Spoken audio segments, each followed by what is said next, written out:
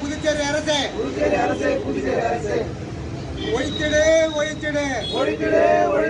கொசுகளை ஒழிச்சிடு. புதுச்சேரியில் கிராமப்புற பகுதிகளில் கொசு தொல்லை அதிகரித்துள்ளதால் டெங்கு மற்றும் மலேரியா பரவுகிறது. அதனால் கொசுக்களை ஒழிக்க நடவடிக்கை எடுக்க கோரி பாட்டாளி மக்கள் கட்சி சார்பில் வில்லியனூர் கொம்யூன் பஞ்சாயத்து அலுவலகம் முன்பு நூதன போராட்டம் நடந்தது.